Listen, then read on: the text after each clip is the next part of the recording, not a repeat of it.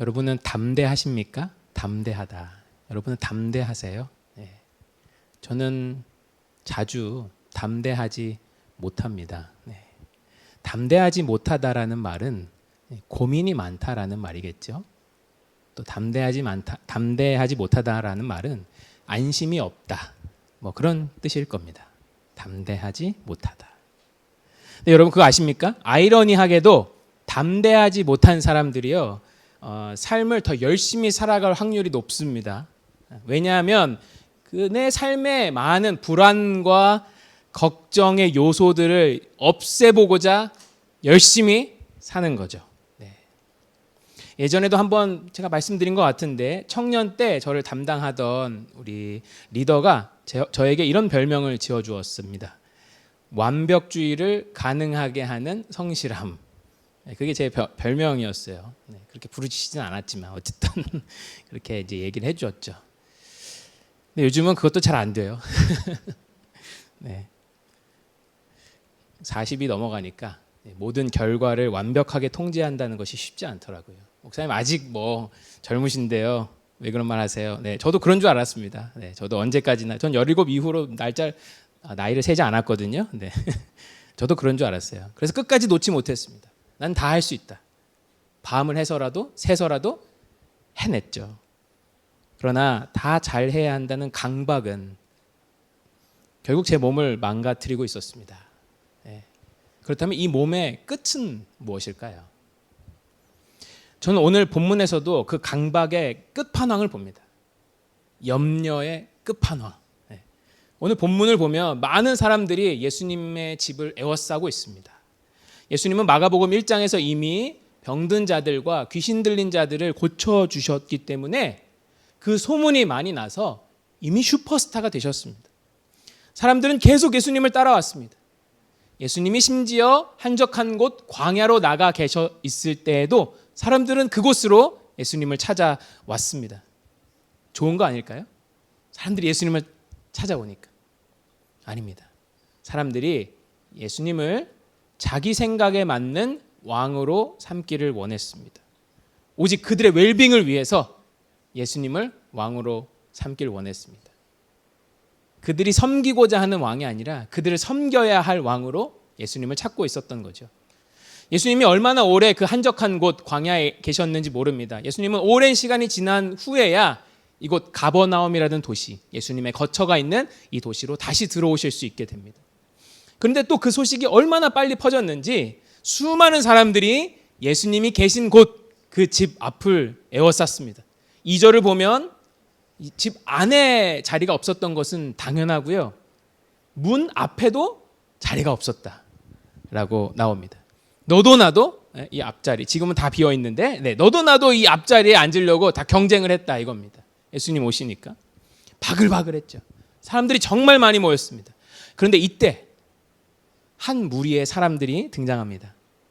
한 중풍병자와 그를 메고 있는 4명의 사람들입니다. 자, 이제부터 이 사람들의 고민이 시작됩니다. 중풍병자가 누워있는 침상을 함께 메고 있으니까요. 얼마나 큰 짐을 가지고 있어요. 그렇죠? 그냥 혼자서도 비집고 들어가기 어려운데 지금 중풍병자가 누운 그 상을 가지고 같이 왔습니다. 어떻게 하면 예수님을 만날 수 있을까요? 이 사람들이 고민하기 시작합니다. 어떻게 하면 예수님을 만날 수 있을까? 그리고 곧 실현 방법을 찾습니다. 그것은 지붕으로 올라가서 지붕을 뜯어 구멍을 내고 중풍병자와 그가 누운 침대를 내리는 것이었습니다. 여기 계신 분들 중에는 이 성경의 이야기를 몇 번 들으신 적도 있고 읽으신 적도 있을 겁니다. 그래서 이들의 행동에 별 감흥이 없을 거예요. 그냥 그랬나 보다. 지붕 뚫고 그냥 내렸나 보다. 이런 생각을 하실 수도 있겠습니다. 네. 그런데요, 이 이야기를 낯설게 읽으면 이 사람들이 새삼 얼마나 급했는지를 알 수가 있습니다. 얼마나 염려가 많았는지. 내가 오늘 예수님 안 보면 안 돼. 못 보면 안 돼. 얼마나 급했기에 지붕을 뜯어낼 생각을 했을까요, 여러분? 여러분 혹시 이 교회에 사람이 가득 차가지고 들어오시지 못한다라고 생각해 보십시오. 여러분 중에 이렇게 지붕 뚫고 내려오실 분 계십니까? 엄청 급하다는 거예요, 지금. 반드시 봐야 되겠다는 겁니다. 반드시. 웬만큼 간절하지 않으면 이런 아이디어가 나오지 않죠. 맞습니다. 저는요, 설교자로서 이 본문을 읽을 때 예전에는 이 사람들이 가지고 있었던 이 믿음의 간절함만 보였습니다. 실제로 예수님은 나중에 이 사람들의 믿음을 보시고 하시는 말씀이 있으세요. 그래서 우리도 이 본문을 읽을 때 우리도 종종 이들처럼 간절한 믿음을 갖자. 심지어는 저도 그렇게 설교를 하기도 했습니다. 여러분, 우리가 이런 간절한 믿음을 가져야 합니다. 라고. 그런데 그거는 이들이 가졌던 이 믿음의 결과가 좋았기 때문에 그렇게 이야기할 수 있었던 거 아닐까요? 우리가 늘 얼만큼 간절하다고 해서 그렇게 좋은 우리가 기대했던 결과를 얻는 것은 아니지 않습니까? 그래서 사실 오늘 이 본문을요, 조금 냉정하게 읽으면 이 상황은요, 굉장히 무례한 상황입니다. 이 집은 중풍병자의 집이 아닙니다. 남의 집이에요. 아마도 베드로의 집이었을 거라 학자들은 말합니다. 예수님이 모인 사람들에게 말씀을 가르치고 계셨는데 천장에서 흙가루가 하나씩 떨어집니다. 당시의 지붕은 오늘날 하우스들의 지붕처럼 이렇게 경사가 져 있지 않았고요. 평평했습니다. 그래서 테라스로 오늘날의 테라스 같은 역할을 했어요. 그렇게 사용을 했습니다. 그래서 지붕으로 올라가는 계단이 집 외벽에 따로 놓여 있었고요. 그 계단을 올라가면 이 평평한 지붕에서 음식을 말리기도 하고 아니면 해가 지면 쉬기도 하고 또 사도행전을 보면 베드로는 지붕에서 기도를 하기도 하죠. 그렇게 쓰였습니다. 휴식의 공간, 테라스처럼 쓰였어요. 네.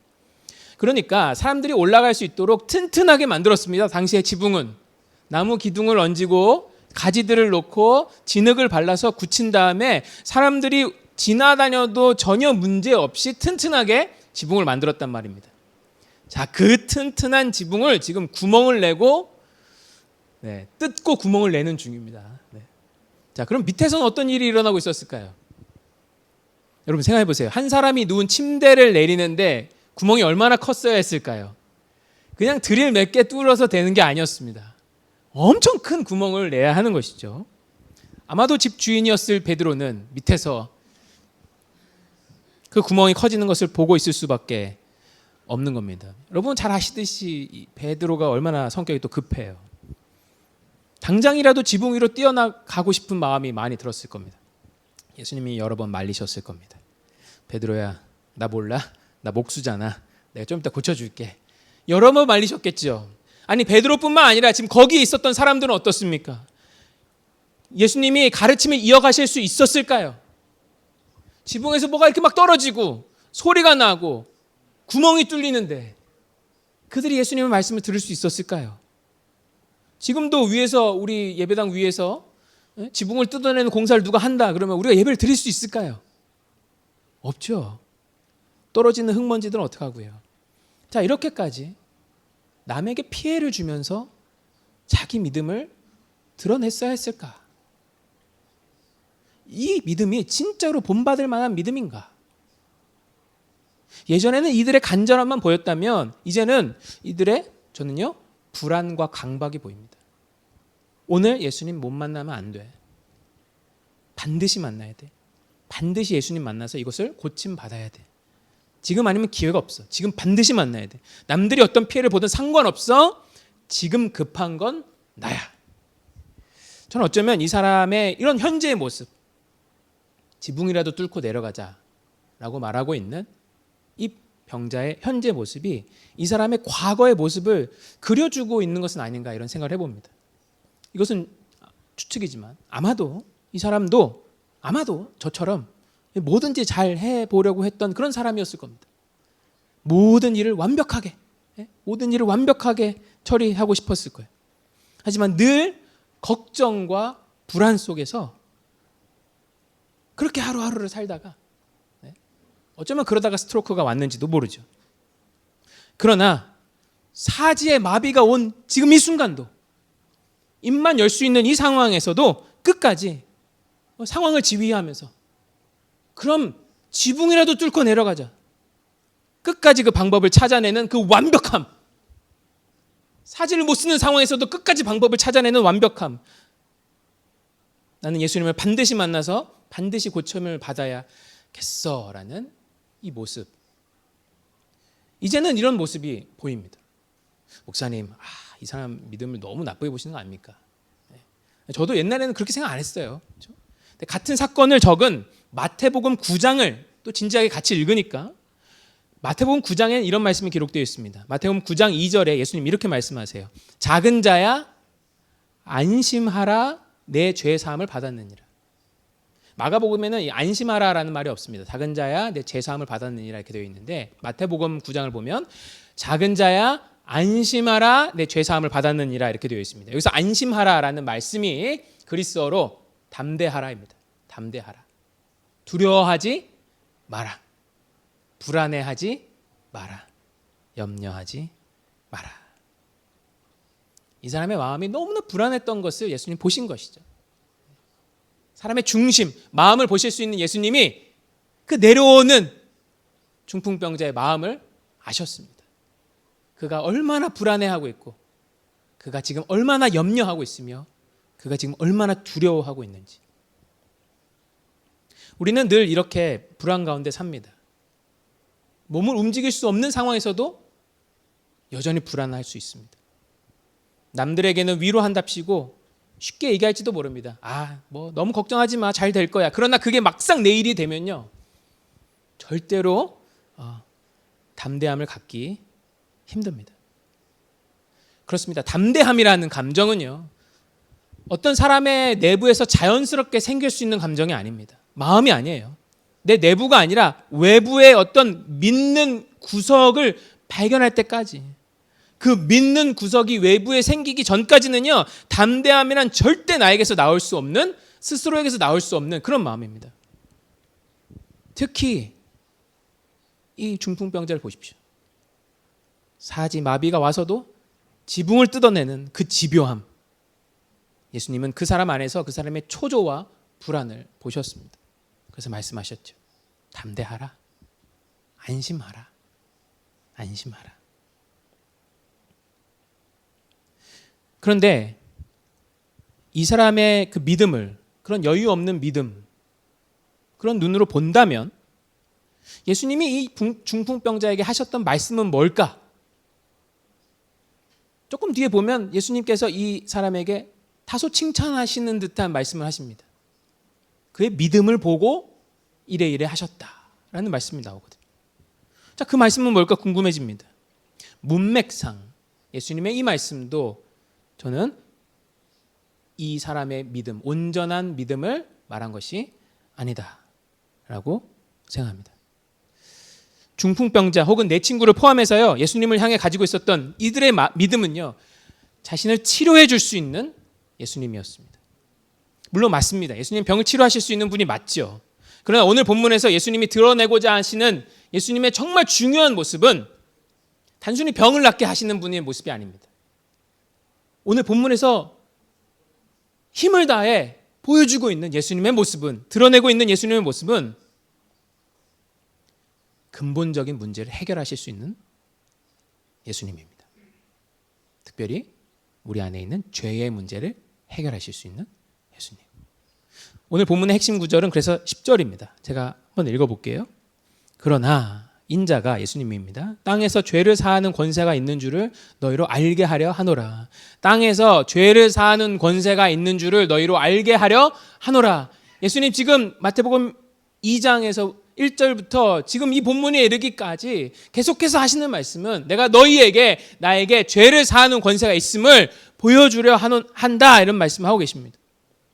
이전까지 마가복음에서 예수님은 자신에게 죄를 사하는, 죄를 용서하는, 우리의 죄를 용서하는 능력이 있다라고 말씀하신 적이, 권세가 있다고 말씀하신 적이 아직까지 없었습니다. 예수님 여기서 처음 말씀하세요. 예수님께 죄를 사하는 권세가 있다라는 것을 여기서 처음 말씀하세요. 그리고 이 중풍병자 치유 사건을 통해서 예수님께 죄를 사하는, 용서하는 권세가 있음을 사람들에게 이 사건을 통해서 처음으로 보여주십니다. 중풍병자는 꿈에도 몰랐어요. 예수님에게 그런 권세가 있는지 꿈에도 몰랐습니다. 그냥 단지 나를 치료하실 수 있는 분인 줄 알고 찾아왔어요.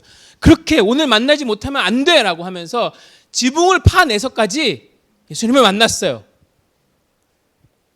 그러나 예수님은 그가 구하지 않은 것까지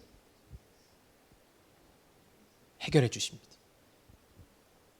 자, 그렇다면 중풍병자가 예수님이 이것을 해결해 주시겠지 생각하면서 왔을까요? 그렇지 않죠.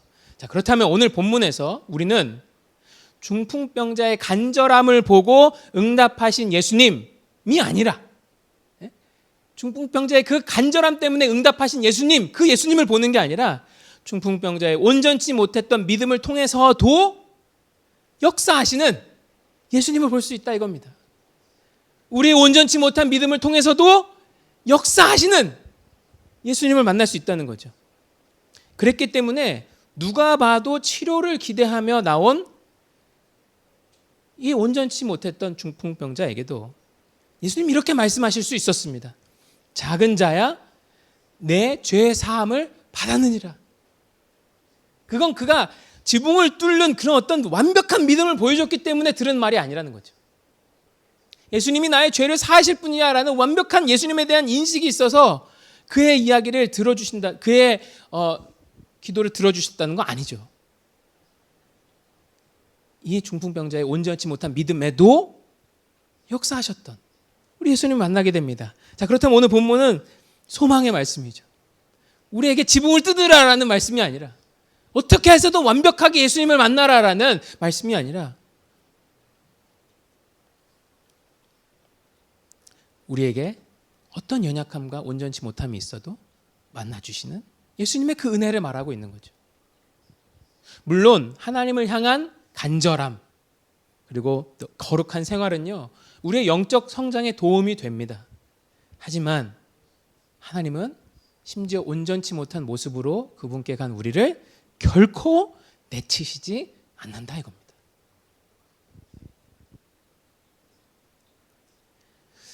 저는 이 사람의 믿음에서 첫 번째 그런 모습을 보았습니다. 근데 믿음뿐만 아니라 우리가 좀 더 생각해 보면 우리가 이 사람을 통해서 충분히 생각해 볼 수 있는 우리의 온전치 못함, 그런 부분. 첫 번째는 우리의 온전치 못한 그런 믿음을 보았다면, 두 번째는 이 사람의 그런 모습을 통해서 우리의 또 다른 온전치 못함을 발견할 수 있습니다. 저는 오늘 이 병든 자의 병명이 마비라는 것에 주목해 봅니다. 마비. 우리의 온전치 못함 중에 마비가 있습니다. 우리는 때로 예수님께 갈 수 없는 내 영혼의 밤을 경험합니다. 예수님께 가고 싶지도 않고 갈 마음도 생기지 않는 내 영혼의 침체를 경험하기도 합니다. 온 몸이 마비된 중풍병자처럼 내 영혼의 마비를 경험하기도 합니다. 그런데 이런 나의 모습도 받아주실까요? 받아주실까요? 마비되어 있는데 내 영혼이.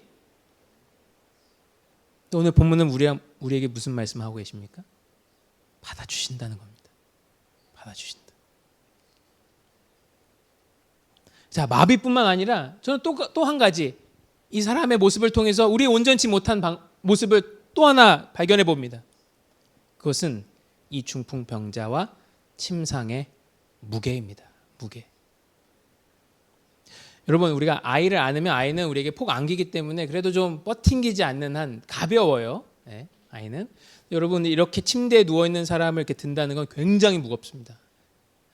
누워있는 사람을 든다는 건 굉장히 무거워요. 너무 안타까운 사실은 우리도 우리의 이런 죄의 무게, 내가 가지고 있는 이런 죄의 무게를 타인에게 지게 할 때가 있다라는 사실입니다. 예를 들어 우리는 우리의 죄악된 본성으로 인해서 우리의 자녀들을 힘들게 할 때가 있습니다. 우리의 잘못된 감정을 그들에게 풀 때도 있죠. 때로는 답답하다는 핑계로, 때로는 말을 듣지 않는다는 핑계로 우리의 죄악을 쏟아놓습니다. 그들은 우리의 자녀라는 이유 때문에 나의 죄의 무게를 감당해야 합니다. 자녀뿐만 아니죠. 가족에게도 마찬가지입니다. 배우자에게도 마찬가지죠. 형제, 또 자매에게도 마찬가지입니다. 때로는 그런 상태에서 우리는 예수님께 나아가기도 합니다. 이런 우리도 받아주실까요? 나의 죄의 무게를 자꾸 다른 사람들에게 짊어지게 하고 있는 이런 나의 모습도 받아주실까요? 때때로 우리는 교회 공동체 내에서 내 죄의 무게를 다른 사람들에게 짐지우기도 합니다. 쉬운 사람들에게, 내 부탁을 거절하지 못할 사람들에게 말입니다. 여러분, 당연한 거 없습니다. 아무것도 당연한 거 없어요. 섬김이라는 것에는 아무것도 당연한 것이 없습니다. 그러나 많은 것을 우리는 공동체 내에서 교회라는 이름으로 당연하게 여깁니다. 그 가운데 착하고 늘 헌신하며 자신을 갈아 넣는 사람들을 우리는 어렵게 만들고 있는 거죠. 그런 우리도 받아주실까요? 받아주십니다. 심지어 예수님 말씀하십니다. 작은 자야. 이 말은 헬라어로, 이제 그리스어로 내 아들아 이런 말입니다. 나의 온전치 못한 믿음, 나의 이 마비된 영혼, 나의 죄의 무게, 누군가에게 짊어지게 하는 이런 나도 받아주실까 하는 생각이 들 때 예수님, 내 아들아, 내 딸아 이렇게 말씀하시며 받아주십니다. 자, 여기까지 우리가 이 말을 들었을 때 우리에게 의문이 생깁니다. 이 중풍병자에게 근본적인 해결이 필요했다. 예수님, 그의 믿음이 온전치 못했고 그의 영혼이 마비되어 있으며 또한 그가 누군가에게 자신의 짐을 짊어지고 있음에도 불구하고 받아주셨다. 이건 이해가 됩니다. 알겠습니다. 그런데 당시 죄 사함의 선포는 아무나 할 수 있는 게 아니었습니다. 그것은 오직 제사장의 몫이었고 제사장도 그냥 말로 선포할 수 있는 게 아니었어요. 제사장도 합당한 속죄 제사를 드리고 죄사함을 선포할 수 있었습니다. 그런데 지금 예수님은 아무런 근거 없이 뭘 하시지도 않고 말로만 그 사람의 죄가 사하여졌다라고 선포하고 계십니다. 그걸 생각하면 7절에 나온 서기관들의 말은 결코 틀린 말이 아니죠. 이 사람이 어찌 이렇게 말하는가? 신성모독이로다. 오직 하나님 한 분 외에는 누가 능히 죄를 사하겠는가? 그렇습니다. 여기 서기관이라고 나온 사람들은 율법 학자들입니다. 누구보다 율법을 잘 알았던 사람들입니다. 이 사람들의 말은 100번 맞습니다. 오직 하나님 한 분 외에는 누가 능히 죄를 사할 수 있을까요? 특별히 이런 속죄 제사도 없이 누가 어떤 사람의 죄를 그냥 사한다고 말할 수 있을까요? 불가능하다. 죄를 사하는 것이 가능한가? 불가능하다. 근데요, 우리도 조금은 다르지만 결과적으로 비슷하게 예수님께 나아갑니다. 비슷한 생각을 가지고. 예수님, 제 죄를 진짜 용서해 주실 수 있나요? 저 이렇게 더럽고 추악한데 그럼 저를 용서해 주실 수 있나요? 전 자격이 안 돼요. 아시잖아요. 자격이 안 되는 거. 제가 조금 자격을 갖추면 오면 안 될까요? 제가 어디서 좀 더 선행을 베풀고 오면 그럼 받아주실까요? 제가 설교를 찾아보다가 오늘 본문으로 재밌는 이제 심리학 실험을 이제 다루는 그런 어떤 부분을 듣게 되었어요. 네, 어떤 A 실험군, B 실험군이 있었습니다. 네, A 실험군에는 이제 컨닝을 할 수 없는 그런 상황을 만들어 놨대요. 그리고 B 실험군에는 컨닝을 너무 쉽게 할 수 있는 상황을 만들어 놨답니다. 뭐 자세한 거는 설명하지 않고 그렇게 했답니다. A 실험군에 있는 사람은 당연히 컨닝을 할 수가 없었죠. 이 B 실험군에 있는 사람은 쉽게 컨닝을 할 수 있었습니다. 자, 이 실험이 끝나고 실험이 끝나고 이렇게 이야기를 했대요. A 실험군 사람들과 B 실험군 사람들에게도 똑같이 동일하게 이제 감독관이 내가 좀 끝나고 할 일이 있는데 도와줄 수 있습니까? 뭘 정리하는 걸 도와줄 수 있습니까? 이렇게 물었답니다. A 실험군에 있는 사람들은 2분씩 도와주고 갔대요. 근데 B 실험군에 있는 사람들은 60분 가까이 도와주고 가더라는 겁니다. 컨닝을 하고 갔던 사람들. 사람들이 죄책감을 어떻게 해결할 수 없는 거예요. 그래서 또 다른 뭔가를 찾아서 내가 뭔가를 이루면, 해내면 받아주시겠지. 내가 받아들여지지 않을까라는 생각을 예수님께도 하게 된다는 겁니다. 우리도 비슷한 생각으로 예수님께 가요. 예수님이 정말로 나의 죄를 사하실 수 있습니까? 저 이런 거 아시잖아요. 제가 뭔가를 갖추면 그때 저를 받아주시겠습니까? 내가 아는 하나님은 이런 날 용서하시지 않을 것 같습니다. 근데 하나님을 좀 안다라고 하는 이 율법학자들도 똑같은 말을 하고 있는 거예요. 예수님, 당신이 누군가의 죄를 사할 수 있습니까? 누군가의 죄를 용서할 수 있습니까? 똑같이 묻고 있습니다. 마음속으로 그런 질문을 던지고 있는 율법학자에게 또 우리 모두에게 예수님 말씀하십니다. 8절과 9절입니다. 어찌하여 이것을 마음에 생각하느냐? 중풍병자에게 내 죄사함을 받았느니라 하는 말과 일어나 내 상을 가지고 걸어가라 하는 말 중에 어느 것이 쉽겠느냐? 예수님께서 대답을 하시면서 조금 수수께끼를 하나 내시죠. 중풍병자에게 내 죄사함을 받았다라는 말과 일어나 상을 가지고 걸어가라라는 말 중에 뭐가 더 쉽겠냐라고 물으십니다. 여러분, 어느 게 더 쉬울 것 같아요? 예수님은 어떤 말이 더 쉽냐고 물으십니다. 말이야 뭐가 더 쉽죠? 중풍병자에게 너의 상을 가지고 걸어가라라는 거는 그 말이 떨어진 후에 그렇게 안 되면 뭐 그대로 안 된 거잖아요. 그렇죠? 근데 너의 죄를 사한다라는, 내가 죄 사함을 받았다라는 말은요, 그 뒤로도 뭐 별 보여지는 게 없습니다. 그렇죠? 그러니까 말은 죄 사함을 받았다라는 말이 훨씬 더 쉬운 거죠.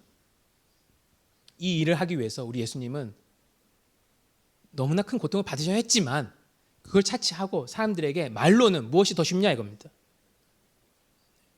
무엇이 더 어려울까요? 상을 가지고 걸어가라. 이 말이 더 어려운 겁니다.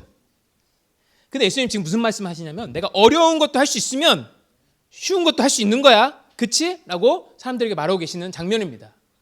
내가 어려운 것도 할 수 있으면 더더구나 쉬운 것도 할 수 있는 거야. 근데 지금 이 상황에서 어려운 게 뭐지? 일어나 너의 상을 가지고 걸어가라. 이 말은 무척 어려운 거야. 그런데 내가 이 말을 먼저 한 게 아니라 너의 죄를 너가 죄 사함을 받았다라는 말을 먼저 했어. 근데 내가 조금 있다 한 말, 일어나 상을 가지고 걸어가라라는 말도 할 수 있다면, 그대로 될 수 있다면 내가 이전에 했던 말, 너의 죄가 사함을 받았다라는 말도 그대로 된 거야. 예수님 이 말씀하시려는 겁니다. 지금 오늘 본문에서 계속해서 말씀하시는 거는 나에게 어떤 권세가 있다라는 걸 말씀하시는 거예요. 치료를 보여주겠다라는 게 아니라 내가 죄를 사할 수 있는 권세가 있다라는 것을 예수님 계속 말씀하고 계십니다. 그래서 10절에 나온 아까 제가 읽었던 말씀, 인자가 땅에서 죄를 사하는 권세가 있는 줄을 너에게 알게 하겠다. 이게 지금 예수님의 어떤 이 본문의 목적이에요. 핵심입니다. 그리고 나서야, 이 말씀을 하시고 나서야 예수님은 중풍병자에게 치료 선언을 하십니다. 일어나 내 상을 가지고 집으로 가라. 더 어려운 일이 실현되는 것을 보면서 너희 눈에 좀 더 쉬운 일이 당연히 그것도 가능하다라는 사실을 너희가 알았으면 좋겠다. 예수님 이걸 말씀하고 싶으셨어요. 율법학자들도, 거의 주변에 모인 사람들도 모두 다 참나마도다, 신성모독이로다, 당신이 어떻게 죄를 사할 수 있습니까? 라고 묻는 이 모든 상황에서 예수님 보여주시는 겁니다. 나에게는 죄를 사할 수 있는 권세가 있다라는 것을 오늘 본문에서 보여주시죠.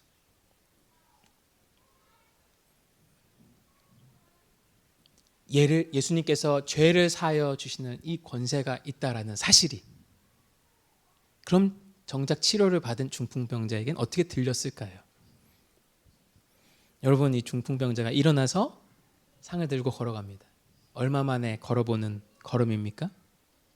이것을 경험하고 있는 중풍병자의 마음에 어떤 생각이 들었을까요? 그래, 내 안에 훨씬 더 근본적인 문제가 있었어. 나는 그것도 모르고 예수님이 내 병만 치료해 주면 된다라고 생각했던 거야. 나는 치료받는 것밖에는 기대하지 않았는데, 근데 예수님이 나에게 있던 근본적인 문제, 죄악의 문제를 해결해 주셨어. 나에게 있던 이 죄의 문제를 해결해 주셨어. 내가 누구에게도 말하지 못했던 그 죄를 내가 사함받다니 너무나 감사하다. 여러분, 이 중풍병자에게 이제 가장 큰 감격은 내가 두 발로 일어서서 걸을 수 있게 됐다는 게 아닙니다. 나의 죄를 사하여 주신 예수님이 앞으로도 계속 나와 함께 하신다는 그것이 가장 감격스러운 거죠. 여러분, 몸의 건강은 언제든 무너질 수 있습니다. 그러나 예수님이 붙잡고 있다는 이 사실은 언제도 떠나지 않게 될 것이죠. 이 사람은 앞으로 건강을 잃더라도, 다시 잃더라도 나를 붙드실 예수 그리스도를 다시는 잃지 않게 됩니다. 여기서 중풍병자는 단지 치료하시는 주님이 아니라 온전케 하시는 주님을 만납니다. 우리의 죄를 묻지 않으시겠다 라고 말씀하시며 우리를 끝까지 붙드시겠다 말씀하시는 예수님. 나의 연약함, 나의 온전치 못함과 상관없이 나를 붙잡아 주시고 받아주셨던 그 예수님을 만나게 됩니다. 그리고 예수님이 그의 죄를 향하여 선포하였을 때 그의 마음이 뻥 뚫리는 것을 경험합니다. 예수님을, 그 말씀을 믿는 순간 온몸 구석구석에 힘이 들어가는 것을 느꼈습니다. 예수님은 그의 삶에서 드러난 문제가 아니라 드러나지 않은 근본적인 문제를 해결하셨습니다. 우리 예수님은 이런 분이십니다. 우리는 우리가 구해야 할 것을 잘 알지 못하나 그는 우리를 꿰뚫어 보시며 우리의 근본적인 문제를 아십니다. 여러분, 오늘 본문은 우리에게 말합니다. 일단 나아오라. 예수님, 제가 무슨 준비를 갖춰야 되겠는데요. 예수님, 제가 무슨 지붕이라도 좀 뚫어야 되겠는데요. 아니, 일단 나아오라. 예수님, 제가 기도 제목을 확실하게 잘 정리해서 나가야겠는데요. 아니, 일단 나아오라. 그리고 말씀하십니다. 우리의 이런 연약함에도 불구하고 우리에게 응답하실 수 있으며 우리의 기도를 바꾸실 수 있는 분이시다 라는 것을 우리에게 말씀하십니다. 로마서 7장 24절에서 바울이 이렇게 말합니다. 쉽지 않은 일입니다. 그래서 바울이 이렇게 말합니다. 오호라, 나는 곤고한 사람이로다. 이 사망의 몸에서 누가 나를 건져내랴. 바울조차 어려웠던 일입니다.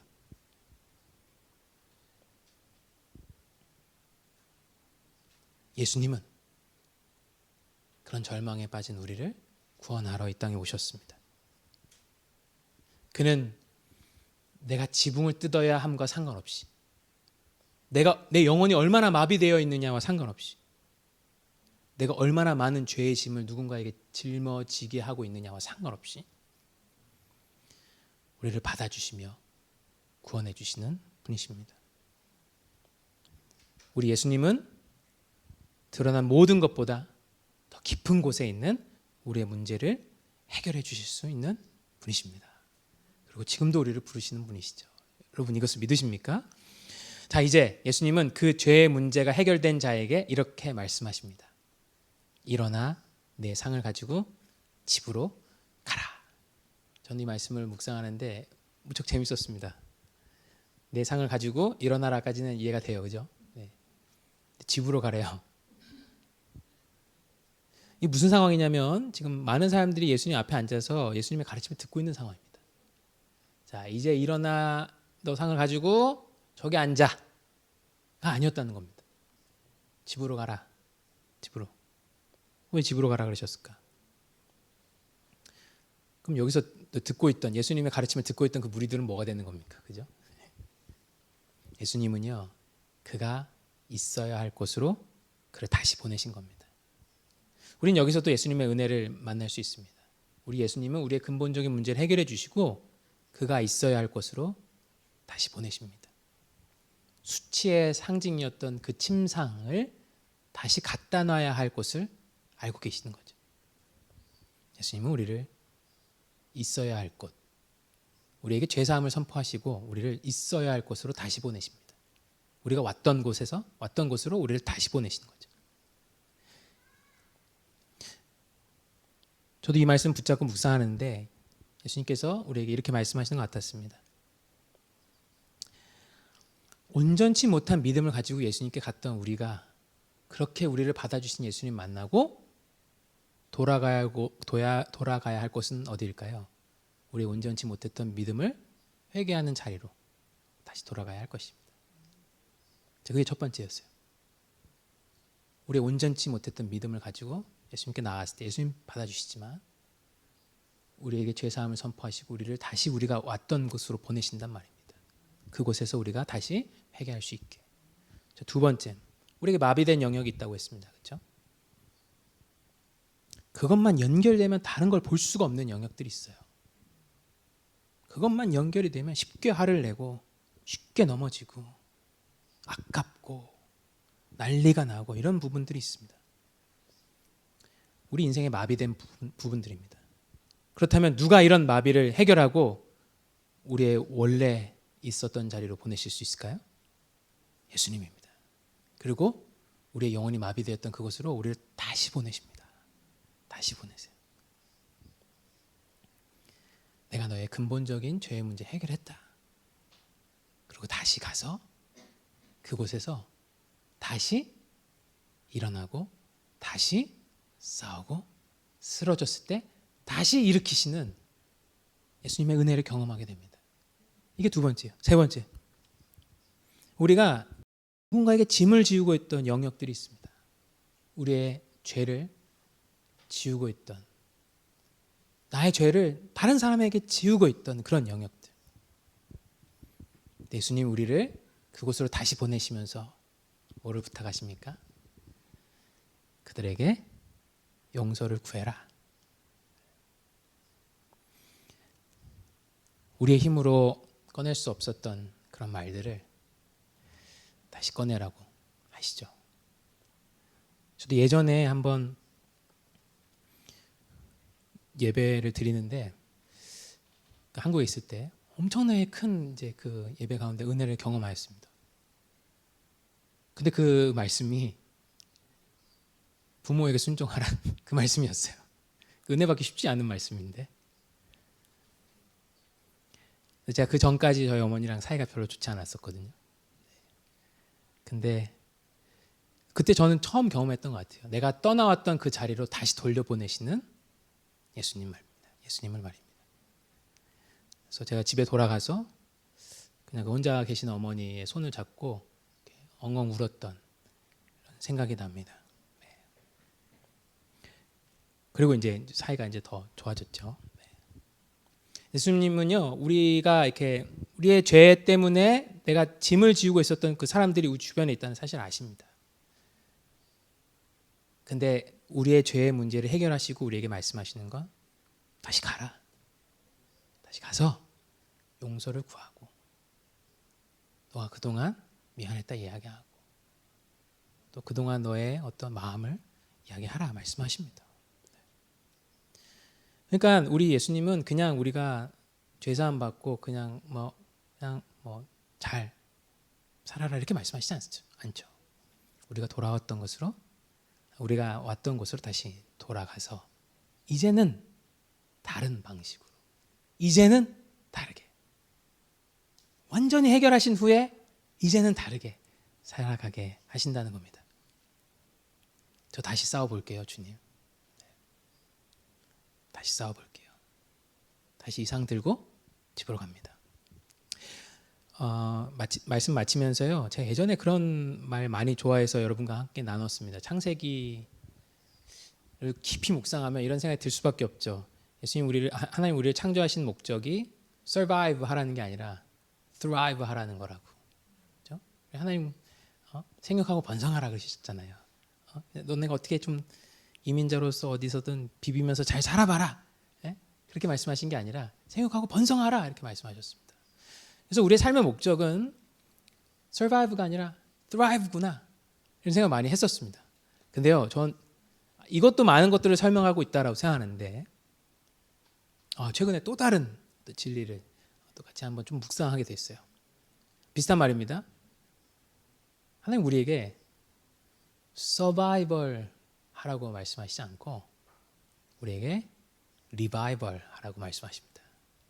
근데 여러분 리바이벌 하려면 어떤 일이 있어야 되는지 알아요? 죽어야 됩니다. 다시 그 자리에 가서 죽어야 돼요. 죽어야 다시 살게 하시는 예수님의 은혜를 경험할 수 있습니다.